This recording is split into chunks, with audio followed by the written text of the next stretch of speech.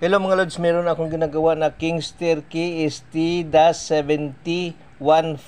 Ang kanyang issue, walang power display at hindi tumutunog at lalong hindi nagta-charge. Nang aking i-check, sira po yung kanyang battery, dead battery, wala ng current. Tapos hindi nagta-charge kasi putol-putol dito, napuputol sa kanyang USB charging cord. At naayos na natin yan, nagkakarga na, napuno na natin yung battery na replacement ko. Ito yung battery sa kanya na built-in ay sira. Ito yung aking pampalit. At kakausapin ko na lang yung may-ari. Consider solved dahil ito ay napaandar na natin. Ayan o.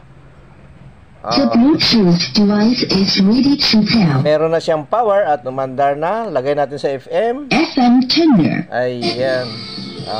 Diba? So, consider solve ang unit dahil sa kanyang problem na ating... At kung nagustuhan mo yung video natin at sa palagay mo ay makakatulong sa iba, pa-share po. At kung hindi ka pa nakapalo, follow na rin po.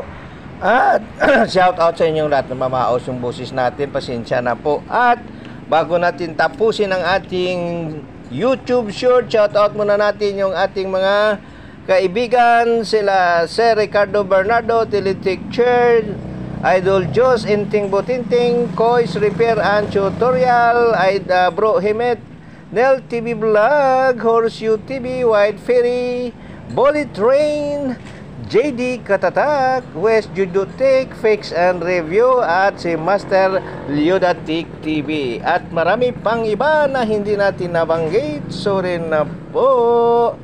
At sa ating mga silent viewers at sa lahat po na sumusuporta na walang sawa mula noon hanggang ngayon ay nandyan pa rin. Maraming salamat sa inyong lahat. At ito po si Ander Benod TV Tech. Maraming salamat again and again. Ako po ay taos-pusong nagpapasalamat dahil hanggang ngayon nandyan pa rin kayo at patuloy na sinusuportahan ang aking YouTube channel. Ayan po. So ito lang ang video natin sa araw na ito. At mabuhay ang lahat ng mga tech vlogger. Mabuhay ang PTV Pinoy Technician Vlogger. Sa lahat po ng mga masters natin dyan, shout out at maraming salamat. At sa mga ka-community ni Idol Kois at ni Idol Inting Butingting, shout out sa inyong lahat. Bye-bye!